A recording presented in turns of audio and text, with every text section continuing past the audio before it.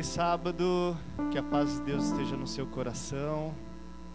Enquanto meus amigos vão se assentando aqui para a gente estudar a lição da Escola Sabatina, eu gostaria de me apresentar para vocês. Eu sou Salvador Neto, sou um dos anciãos aqui da igreja do Itaim Paulista. Por favor, irmã, se apresente para nós, para as pessoas te conhecerem. Bom dia, um bom sábado a todos. Eu sou a irmã Jovelina, da igreja do Jardim Miriam. Eu sou diretora de ministérios pessoais lá da igreja e atualmente estou na secretaria também da igreja. Que Deus nos abençoe, que nessa fase de crise que nós estamos vivendo, a nossa fé se firme no Senhor nosso Deus e a nossa esperança se volte para as promessas do Senhor. Bom dia você que está nos assistindo, nos acompanhando. Bom dia, Neto. Bom dia, irmã. Que a graça do Senhor Jesus nos acompanha cada dia mais. Eu já sou um velho conhecido, já faz alguns sábados que eu já estou aqui, mas que você possa sentir a presença do Senhor Jesus na sua casa nesse exato momento. Obrigado, Claudemir. Obrigado, Jovelina. É muito bom nós estarmos aqui. Como é gostoso nós estarmos reunidos como distrito, né? Quem diria o distrito reunido para a gente poder estudar a palavra de Deus? São experiências que, apesar de toda a parte ruim que estamos passando, são coisas boas que dá para a gente poder enxergar, né? E estar com vocês aqui na sua casa, poder partilhar da palavra de Deus é um privilégio para nós. Essa semana nós vamos continuar estudando sobre a palavra de Deus. A lição, de um modo geral, ela vem falando para nós sobre algumas metodologias de estudo, né? Como interpretar as Escrituras, qual a origem da Bíblia, quais os principais aspectos que a Bíblia tem, né, na análise, na sua interpretação. Na semana passada, por exemplo, nós vimos que a Bíblia é única e ela interpreta por si só. Nós vimos também que nós não precisamos se preocupar sobre a questão de a Bíblia que nós temos hoje, será que é a mesma que foi escrita pelo profeta da época? Nós vimos que existem vários críticos textuais que são especialistas que estudam, né, a arqueologia e também a arqueologia bíblica, que apontam que existem mais de 5.000 escritos do Novo Testamento. E essa semana nós vamos estudar um pouco sobre a origem da Bíblia. Então eu queria desafiar você, que você já começasse a colocar aí nos comentários, aí você pode participar conosco. A origem da Bíblia. A Bíblia, ela é humana ou a Bíblia, ela é divina? Eu queria passar para a irmã Jovelina aqui, começar nos ajudando. E assim, irmã, talvez a irmã vai me falar que é divina. Eu acredito, viu? Mas como assim? Deus escreveu a Bíblia? Eu queria que a irmã comentasse um pouco sobre a origem da palavra daquela Bíblia, né, que nós chamamos a palavra de Deus. Certamente, Neto, a palavra de Deus, as Sagradas Escrituras, a Bíblia é de origem divina. Disso nós não temos dúvida nenhuma, e nós acreditamos que o Senhor nosso Deus escolheu homens em épocas diferentes, homens de culturas diferentes, e Ele usou os métodos divinos por meio da revelação para chegar aos corações destes homens, para que a vontade do Senhor fosse transmitida a nós, seres humanos, e chegasse aos nossos dias atuais. Eu gostaria até de fazer um comentário a respeito do que diz Paulo quando ele escreve aos Tessalonicenses.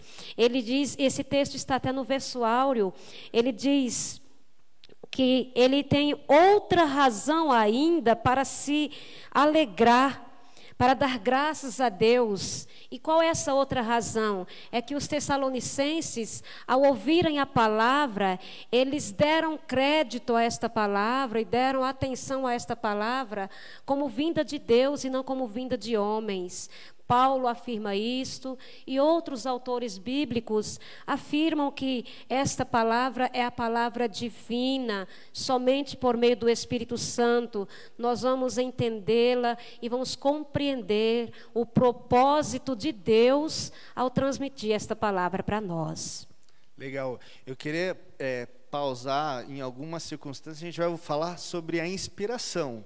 É um ponto muito importante que a gente precisa esclarecer, e se você tiver dúvidas, eu queria que você comentasse aí, para a gente poder conversar sobre o assunto, porque isso precisa ficar muito esclarecido para nós. Porque se nós não compreendermos hoje qual é o papel da Bíblia e também compreender como ela foi criada, isso afeta muito na nossa relação com ela. Porque se você não enxergar a Bíblia como uma palavra de Deus, e a irmã citou muito bem em Tessalonicenses, que aqui ele fala, né, assim como em verdade é a palavra de Deus. Então os discípulos acreditavam que a Bíblia, que é a composição aqui dos livros, ela representava a palavra de Deus.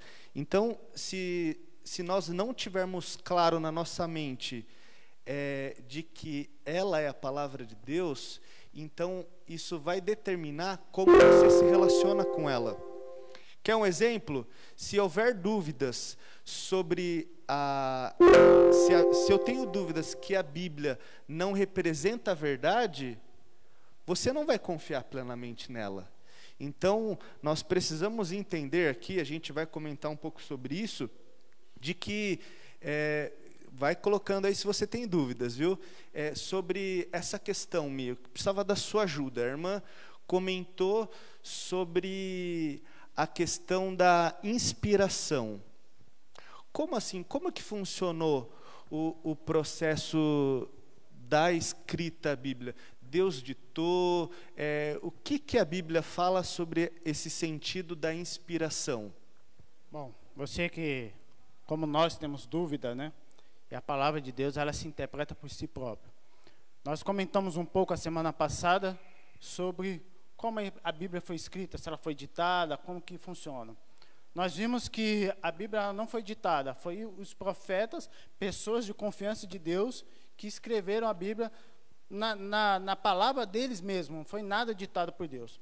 Mas, Neto, o que me chama muita atenção, quando nós falamos sobre inspiração, nós podemos pegar um pastor da igreja. É muito simples ele conhecer, porque ele estudou aquilo. Mas e um analfabeto que não sabe nem ler nem escrever? Com certeza você que está acompanhando nós, tem alguém que você conheça que descobriu a Bíblia, ouvindo, e ele está na igreja já faz algum tempo. E como que isso pode acontecer? Qual a inspiração que existe dentro da Bíblia para que uma pessoa analfabeta ela possa ser transformada, a vida dela, e a lição comenta um pouco sobre transformação. As pessoas ser transformadas por um livro. E a Bíblia não é como um livro qualquer, ele é um livro especial. Conheço pessoas que não sabiam nem ler, nem escrever, mas hoje elas são transformadas pelo poder de Deus. Como que pode isso? A inspiração que existe dentro da Bíblia. Nós sabemos que Jesus, para os discípulos se perguntando o que iria acontecer, quando Jesus não estivesse mais, o que iria acontecer? E aí Jesus respondeu que enviaria um Consolador, e esse Consolador é o Espírito Santo. Então, Neto, a inspiração não vem de nós. A inspiração bíblica, ela vem através do poder do Espírito Santo na nossa vida. É essa inspiração que está dentro da Bíblia. É esse algo de diferencial dos outros livros seculares que nós temos, que faz com que nós tenhamos uma transformação de vida. Legal, Mi. No livro de 2 Pedro, capítulo 1, verso 19 a 21, diz assim, né? Temos assim tanto mais confirmada a palavra profética, e fazeis bem em atendê-la, como a uma candeia que brilha em lugar tenebroso, até que o dia clareia e a estrela d'alva nasce em vosso coração. Sabendo primeiramente isto, que nenhuma profecia da Escritura provém de particular elucidação, porque nunca jamais qualquer profecia foi dada por vontade humana. Entretanto, homens santos falaram da parte de Deus e movidos pelo Espírito Santo. Isso é tremendo, né? Quando eu paro para pensar sobre essa questão de que nenhuma profecia ela provém de particular elucidação, eu acredito que, e a Bíblia apresenta isso, de que o Espírito Santo, ele não só conduziu na inspiração, porque nós acreditamos que, bem como vocês comentaram, de que existem até trechos que Deus tenha falado, olha, escreva dessa forma, fale dessa maneira para o povo, mas é a menor parte. Na maioria dos casos, Deus, ele inspirou, ou através de sonhos, através de visões, através de impressões. Já aconteceu com você de você ter uma impressão na sua mente e está falando assim, nossa, Deus está falando comigo? Dessa maneira também o Espírito Santo, ele impressionou a mente ali dos profetas para que escrevesse aquilo que ele tinha que escrever da parte de Deus.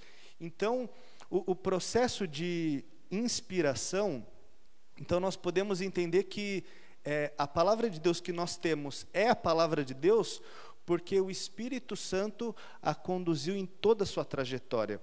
E quando Pedro aqui fala sobre a questão de que não é uma profecia particular, você já parou para imaginar? A Bíblia foi escrita num período de mais de 1.600 anos, escrita por vários autores, escrita por pessoas cultas, médicos, escrita também por pessoas iletradas, escrita por pescadores, escrita por pessoas de várias épocas diferentes, mas ela tem uma unicidade e ela tem um complemento que ela é única. Quando a gente vai, por exemplo, lá em Gênesis, quando fala que seria pisado na serpente, que a serpente era o mal, e a gente vai para Apocalipse, por exemplo, e faz a mesma referência, a gente percebe de que a Bíblia ela é única, e ela se completa, e ela não há discordância entre si. Aí eu pergunto para você, é possível, com todas essas variáveis, a Bíblia não ter conduzida por alguém superior? A Bíblia não ter sido conduzida por um Deus que, preocupado com o ser humano, ele cuidou para que a gente tivesse a palavra expressa através do livro? Isso é tremendo, né? Ô Neto, só quero fazer um adendo. A Bíblia, ela não foi escrita em uma sequência de ano após ano. Ela teve um período de 1.500 anos para ser a Bíblia escrita toda. Então veja só, somente algo divino, algo superior daquilo que nós temos hoje, para em 1.500 anos ser escrito a Bíblia. Então, em épocas diferentes, como a irmã disse, em pessoas diferentes. Então, isso nos chama muita atenção. A Bíblia é diferente de que qualquer outro livro. Há pessoas que escrevem livros aí, em 1 ano, 3 meses, 6 meses. Ela vai naquele tempo dela. A Bíblia não. A Bíblia levou um período de 1.500 anos. É interessante quando se fala de tempo e de pessoas, de cultura, nós percebemos o quê? Aquilo que está no Pentateuco, nos 5 primeiros livros da Bíblia, aquilo que Moisés escreveu cerca de 1.500 anos antes de Cristo, lá no Apocalipse, quase 100 anos depois de Cristo, lá está novamente, e os autores não se contradizem. Lá no Gênesis, nós encontramos, por exemplo, a promessa do Senhor no capítulo 3, dizendo que Jesus, que é o Cordeiro de Deus, ele esmagaria a cabeça da serpente. E aí nós então vamos para o Apocalipse e nós encontramos ali, no meio de 2 bestas que se levantam, 2 poderes na terra, nós vemos mais uma vez o Cordeiro de Deus que se levanta como defensor do seu povo. Nós vemos nos evangelhos, quando João, se referindo a Jesus, ele diz, esse é o Cordeiro de Deus que tira os pecados do mundo. Então, de fato, para aqueles que porventura tivesse em algum momento da vida, acalentado no coração, alguma dúvida a respeito da palavra de Deus, esse é o momento de tirar a dúvida, indo exatamente para as páginas da Bíblia. Mas, queridos irmãos, nós nunca vamos conseguir isso por nós mesmos. Porque nós somos humanos, nós somos imperfeitos. Às vezes o nosso coração nos trai, viu, Neto? Então nós precisamos buscar exatamente o único recurso divino, como o irmão agora fez menção, que é o Espírito Santo. Foi o Espírito Santo que inspirou as páginas da Bíblia, os textos bíblicos. É esse mesmo Espírito que vai nos convencer da verdade, da justiça, do juízo. É esse mesmo Espírito que vai nos guiar a toda a verdade, para que nós sejamos libertos por esta verdade. Como que está para você? Está clara essa questão de que a palavra de Deus, aquilo que nós temos aqui, né, os livros da Bíblia, esses livros é a palavra de Deus para você? Ela é inspirada por Deus? Isso está claro para você? Precisa ficar muito claro na sua mente. Porque, apesar dela ter sido escrita por homens, aqui tem a autora Ellen White, diz assim, né, que a Bíblia aponta para Deus como seu autor. Contudo, foi escrita por mãos humanas, e no variado estilo de seus diferentes livros, apresenta as características dos diversos escritores. As verdades reveladas são todas inspiradas por Deus, mas estão expressas em palavras humanas. Então, Deus colocou homens para que Deus pudesse revelar com o sotaque humano, né? Porque se Deus falasse da forma de Deus, nós não entenderíamos, mas então ele precisou colocar pessoas como nós, né, que se entendesse, que se comunicasse, para ele poder revelar o seu amor e tudo aquilo que ele deixou para nós. Mas eu queria falar para você, Claudemir, por que da palavra escrita? Qual é a importância de que a lição comenta na terça-feira sobre por que escrever? Por que Deus falou lá para Moisés, escreva o livro? Por que da importância da palavra escrita? Veja só, se nós tivéssemos somente as histórias, não tivesse o escrito para que a gente comprovasse realmente a veracidade da Bíblia, não tinha naquilo que nós confiássemos. Aqui tem algumas coisas, um tópico da lição muito interessante que me chama muita atenção. A Bíblia contém o que nela mesmo chama a verdade. O que é essa verdade? É a explicação confiável da origem da humanidade, da maldade, da trajetória aqui da Terra e do futuro de todos os seres humanos do planeta. Alguns dizem que nós fomos criados pelo Big Bang, viemos da descendência do macaco. Mas há um astro vago, não tem a certeza absoluta. Mas nós encontramos dentro da Bíblia, por ser escrito, nós não encontramos contraditória na Bíblia, e também a veracidade do escrito, para que nós saibamos de onde realmente nós vemos. Por que a pandemia está acontecendo? Da onde que nós podemos tirar o que está acontecendo agora, nesse exato momento, com a humanidade? Pelos escritos bíblicos. Os escritos são fundamentais para nós hoje, para que nós possamos... Algumas pessoas perguntam assim, irmão Neto, irmã Jovelina, mas você viu a arca de Noé? Eu não vi. Mas como que você pode ter a certeza? Pelos escritos. Se alguém escreveu, porque realmente aconteceu. Ninguém vai escrever algo que não viu, ou que alguém viu e contou para ele. Então, a veracidade da Bíblia escrita é fundamental para nós hoje. É através da Bíblia escrita que nós conhecemos a Jesus. Se você olhar de Gênesis a Apocalipse, mostra um itinerante só, a Jesus Cristo, através do escrito da Bíblia. Irmã Jovelina, queria viajar com a senhora nesse momento. Se não houvesse a Bíblia impressa, imagina você que está em casa, se não tivesse a Bíblia impressa, como seria a relação com Deus? A irmã consegue imaginar? Pensa... Aí como que seria a relação, a comunhão espiritual, a revelação de Deus para a humanidade sem a palavra de Deus escrita? Consegue imaginar? Meu irmão, no mundo de tanta descrença como nós estamos vivendo hoje, onde nós temos a palavra escrita e nós temos a história do passado e as evidências do presente. Isso é o quê? É o fato comprovado. O Senhor Deus se revelou ao seu povo, nós vemos de forma extraordinária. Eu acredito que assim como vocês, os irmãos que estão em casa também, ao estudar durante essa semana, mesmo textos que nós já conhecemos, mas mesmo nesses textos, nós uma vez mais tivemos um encontro com o nosso Deus. Como é que você consegue imaginar a experiência de Elias? Pense. O texto bíblico deixa claro, o servo do Senhor, humanamente dizendo, ele estava sozinho ali.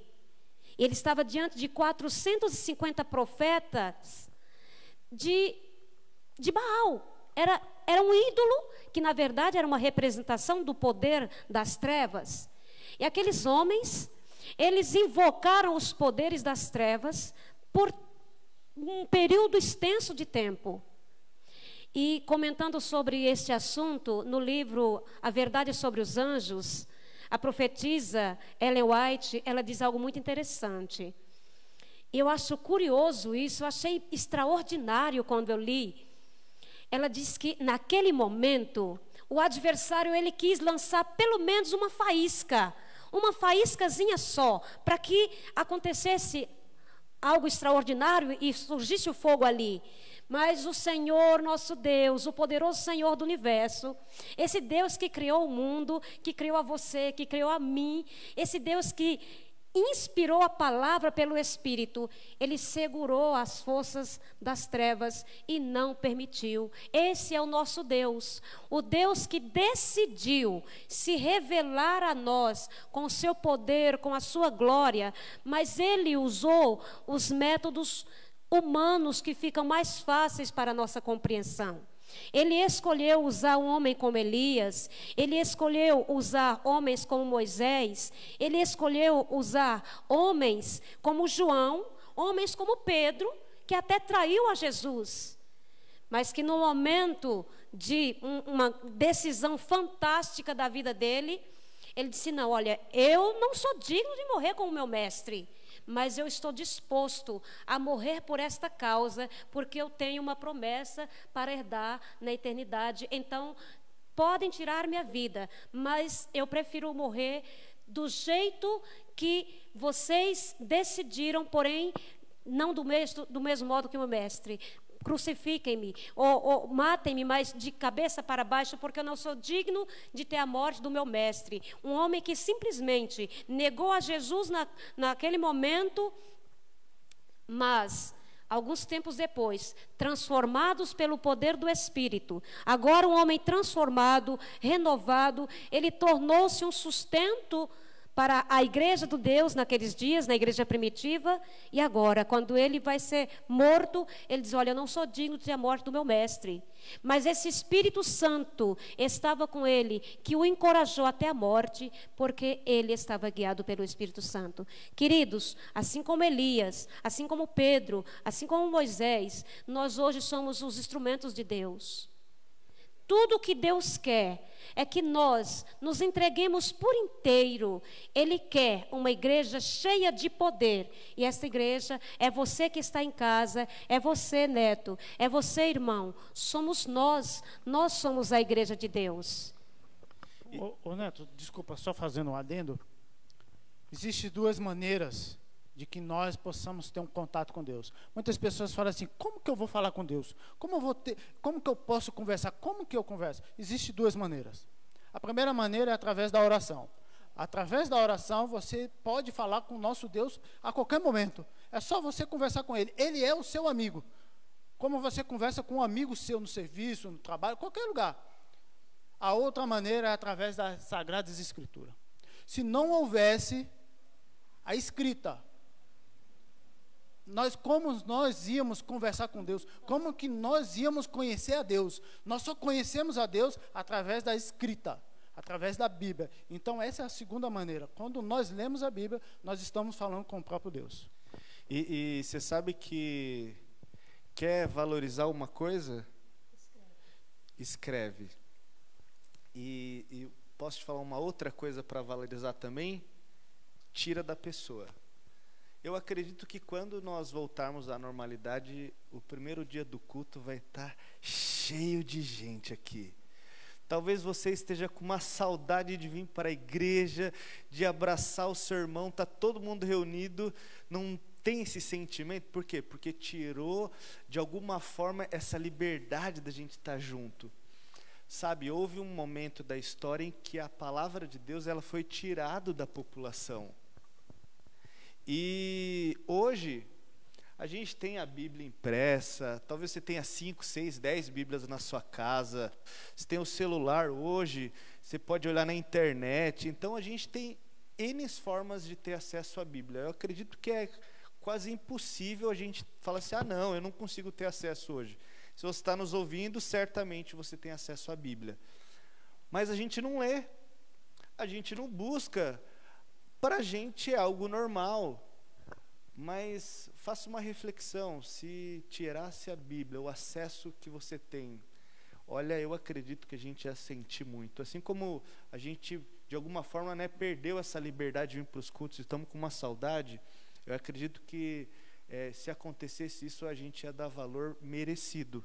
Então, a gente não precisa deixar com que isso aconteça para a gente não valorizar. Hoje a gente tem liberdade, a gente tem acesso e precisamos estudá-la profundamente. Bom, seguindo aqui o curso da nossa lição, também existe uma relação, e eu queria que o Claudemir ajudasse a gente, sobre Cristo e a Bíblia. Olha lá o que você vai responder. Eu vou te jogar no fogo aqui, amigo. Como assim? Existe uma relação entre Cristo e a Bíblia. A Bíblia, então, é Deus? Porque, né, João fala que o verbo era Deus, o verbo estava com Deus, ele se fez carne, habitou entre nós, e a lição ela faz um comparativo entre Jesus e a Bíblia. E aí, é isso que a lição está falando? Isso mesmo. Ô Neto, o que chama a atenção é um ponto. Para que nós possamos conhecer alguém, nós precisamos estar com essa pessoa. Nós não conseguimos estar nesse exato momento com Cristo, presencialmente, mas nós conseguimos conhecer a Cristo. Como que nós conseguimos conhecer a Cristo? Como que nós possamos entender, saber o amor de Cristo por nós? A ligação entre Cristo e a Escritura. A própria Escritura é Cristo Jesus. Olha só que interessante. O mais importante na vida de Jesus são 3 coisas: seu testemunho de nunca ter pecado. Como que eu sei que Jesus nunca pecou? Através da Bíblia. Eu lendo a Bíblia, eu encontro que Jesus nunca pecou. Isso não é um conto de fada, isso é a Bíblia que descreve isso. O segundo ponto, sua mensagem ou seus ensinos. Como que eu sei que o que Jesus quer de cada um de nós? É através da Bíblia. Nós encontramos os ensinos de Jesus, o que Jesus quer que nós façamos, através da Sagrada Escritura. Através da Bíblia, você conhece o que Jesus quer, os ensinos que Jesus dá para nós, através da Escritura. O terceiro ponto nos mostra, é a sua morte com a ressurreição dos mortos. Então, veja só, nós conhecemos que Jesus morreu e ressuscitou. Agora mesmo, nós estamos vivendo a época da Páscoa. Muitos comemoramos a Páscoa, não comemos carne, alguns não bebem, e fazemos aquela festa. E o que acontece? Aí, nessa comemoração, nós se lembramos que Jesus morreu e ressuscitou. Através da onde? Através da Bíblia. A Bíblia mesmo mostra tudo isso de Jesus. Mostra que Jesus, entre 3 anos e meio, o Evangelho de Cristo. Então, a Bíblia fala após o que Cristo quer falar para nós. Deus falava para os profetas pessoalmente, como a irmã disse. Falava para Abraão, para Moisés. Hoje, como Jesus fala para nós? Através da Bíblia. Quer conhecer Jesus? É a Bíblia que vai mostrar Jesus. Quem é realmente Jesus? Irmã, quer comentar alguma coisa mais sobre essa relação? Eu gostaria de falar de algo, parece tão íntimo. Jesus é Deus. E ele se revelou na terra como homem. Ele veio até nós, já existindo como Deus desde os princípios dos tempos. Como João diz, no princípio era o Verbo estava com Deus, e o Verbo era Deus, e o Verbo, lá no versículo 14, o Verbo se fez carne e habitou entre nós, e vimos a sua glória. Ou seja, Jesus é Deus, mas ele se tornou humano. Para quê? Para que nós conheçamos a Deus. A palavra, as Escrituras Sagradas, a Bíblia, ela é a palavra de Deus, ela é divina, mas Deus escolheu o quê? O homem, para, por meio deste homem, torná-la acessível a nós. Então, há um paralelo muito próximo entre o processo de como a Bíblia chegou até nós e o método como Deus se revelou a nós na pessoa de Jesus. Jesus é, ao mesmo tempo, divino e humano. E a palavra de Deus é, ao mesmo tempo, divina e humana, porque ela é inspiração de Deus, ela é divina, e ela tem as marcas da humanidade. Por quê? Porque teve aqui os homens que Deus se utilizou deles para que ela chegasse a nós. É lindo isso, né? Pegou aí? Você vê? É tremendo, né, irmã? Fabuloso isso. É tremendo. Olha, pela fé, nós podemos compreender, porque a relação é muito própria, né? Sim. A questão da forma de que Jesus foi concebido. Sim, é inexplicável. É inexplicável. Como pode uma mulher, uma virgem, e como pode um Deus habitar no meio de uma criatura? E como pode Jesus ser homem, mas Jesus ser humano, mas também não deixar a divindade, né? Sim. E essa relação da Bíblia ser divina, mas ela também é humana, é tremenda. É um paralelo muito forte. E essa é a relação, né? Mas também, seguindo um pouco a Bíblia também, e o guia de estudo, ele comenta que sem fé é impossível nós agradarmos a Deus. E talvez eu faça uma aplicação por conta disso que a irmã acabou de falar. Como que sem fé nós vamos acreditar nisso se a gente não... porque é algo sobrenatural, é algo que vai além da comprovação científica. Não é? Não dá para a gente pegar e estudar aquilo que é Deus. Sim. Como nós podemos, através de estudos muito sérios, estudos científicos, arqueológicos, a gente pode achar diversas evidências bíblicas que nos dá segurança da origem dos escritos, mas ela existe a sua limitação. Quando a gente vai para o livro de Gênesis, por exemplo, lá no princípio tal, quando a gente olha o relato da criação no capítulo 1, o que prova que aquele relato é real? O que prova?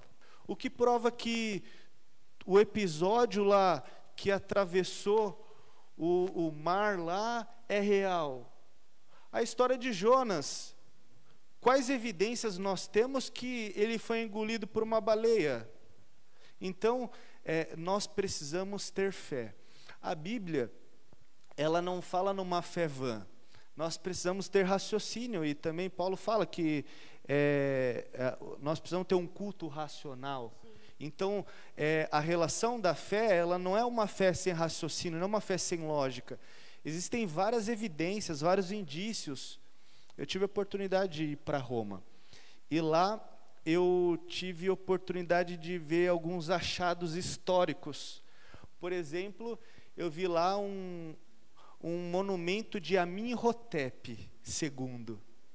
Foi uma das melhores experiências que eu tive, porque quando eu vou para a Bíblia, existe a história desse camarada lá, e eu pude presenciar e olhar as evidências de séculos anteriores. Quando a gente olha, por exemplo, para achados do Antigo Testamento, existem fragmentos que foram achados através de escavações. Eu tive a oportunidade de olhar e ver lá um pedacinho assim, mas como aquele pedacinho fortalece a nossa fé. Porque a gente fala assim, olha, a nossa fé, ela também está baseada em certezas, né? A nossa fé não é apenas uma fé vã, não é apenas uma fé, não, é um bando de crente lá, maluco, que acredita porque fala que é Deus falando e pronto. Não, são evidências, assim como o Claudemir falou, são pessoas que têm contato com a Bíblia e se transformam. Você falou de pessoas analfabetas, a minha vozinha hoje descansa no Senhor, ela é analfabeta, a minha avó, mas ela sabia ler a Bíblia. Impressionante, uma mulher inculta, mas que o Espírito Santo de alguma forma a conduzia para a verdade e inspirava e mostrava para ela o caminho que deveria andar. Eu gostaria de já entrar nas considerações finais.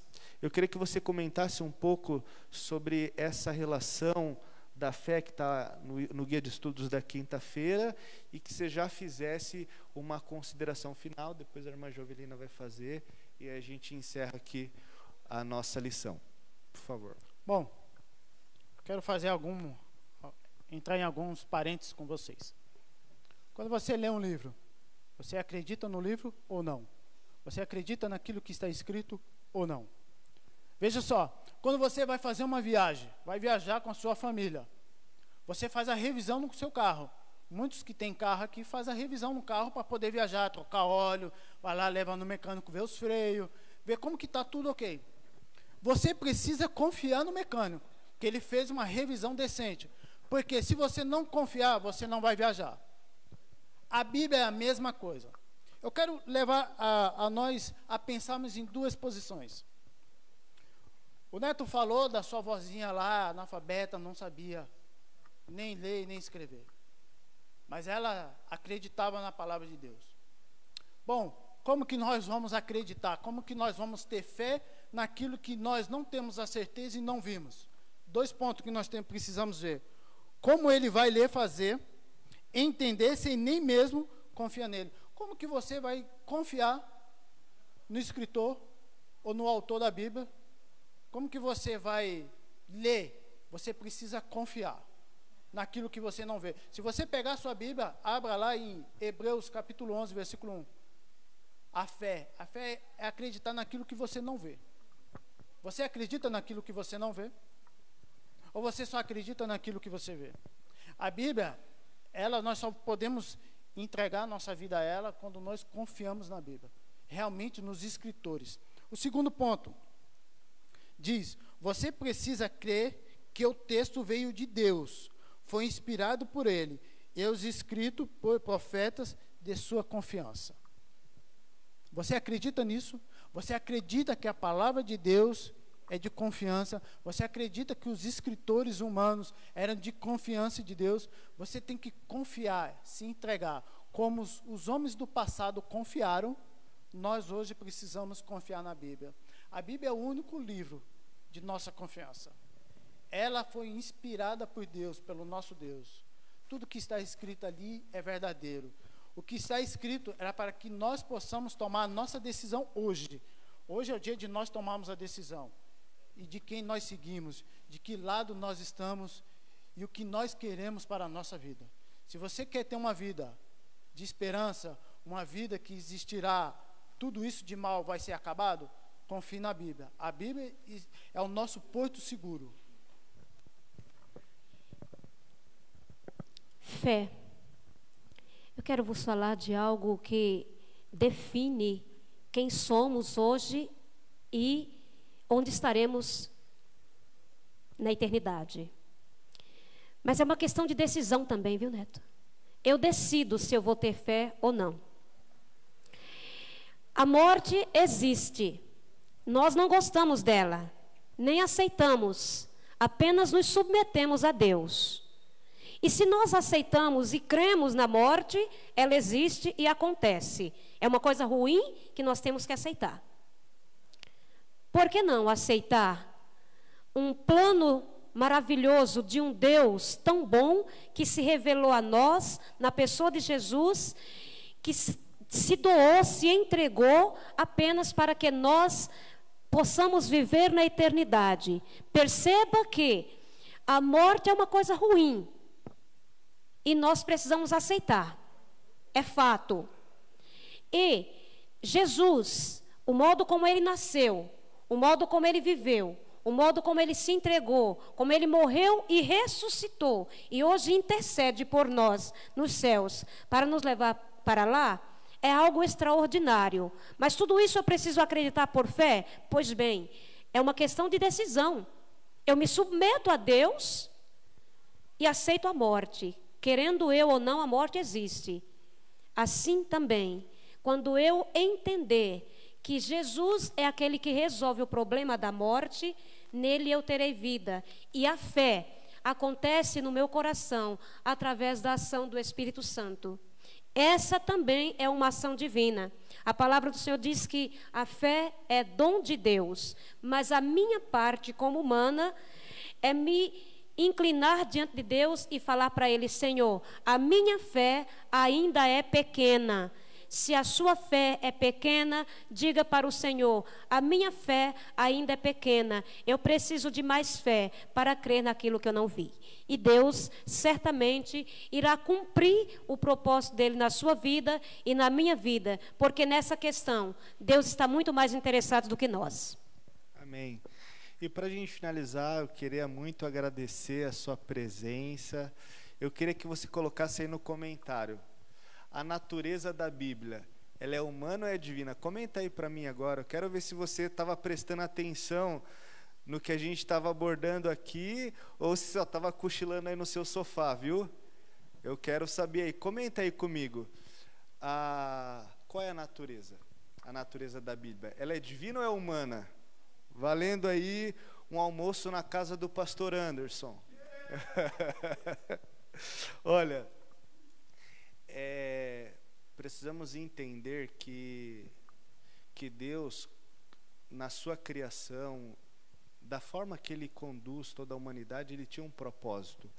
E quando Ele permitiu que homens pecadores, homens imperfeitos, Ele permitiu que pudesse ser contribuído para esse processo que é a palavra de Deus, foi porque Ele tinha um propósito especial.